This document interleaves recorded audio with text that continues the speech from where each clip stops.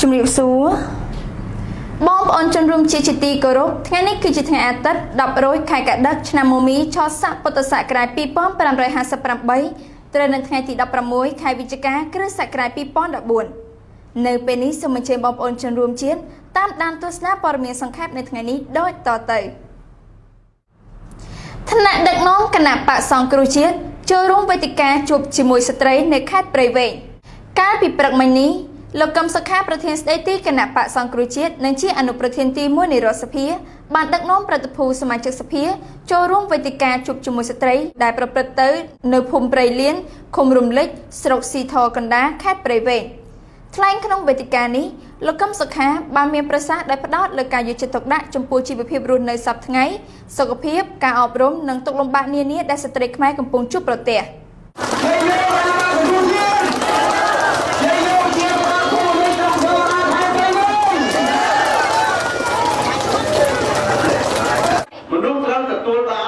ជាមូលដ្ឋានយ៉ាងតិច5យ៉ាងខុសពីសាស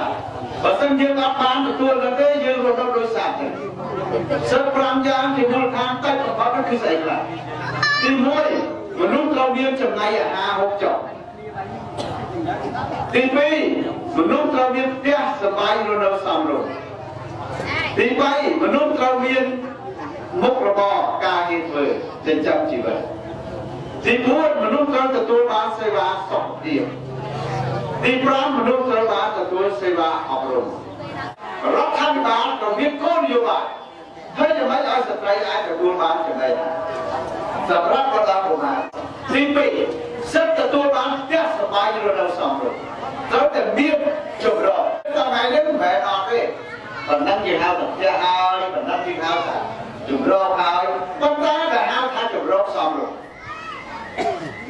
សម្រាប់ស្ត្រីត្រូវការជាងបរិបទទាំងមានហើយប៉ុន្តែបន្ទប់កូនកំពុងណាបន្ទប់ម៉ែឪណាបន្ទប់តែកូនទៅការហើយទាញតែរត់ក្រាស់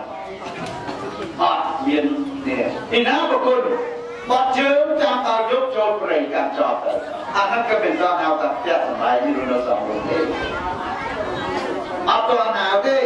ជើងទៅកាត់ទៀមទៀមអរដ្ឋាភិបាលដឹកនាំនឹងមានគោលនយោបាយមួយធ្វើយ៉ាងណាដើម្បីឲ្យប្រជាពលរដ្ឋដល់ស្ត្រីទទួលបានការរស់នៅសមរម្យថ្លៃថ្នូរតាមប្រពៃណីតាមជំនឿនេះទី2ទី3សិទ្ធិទទួលបានការងារធ្វើសមរម្យឥឡូវយើងថាមានការងារ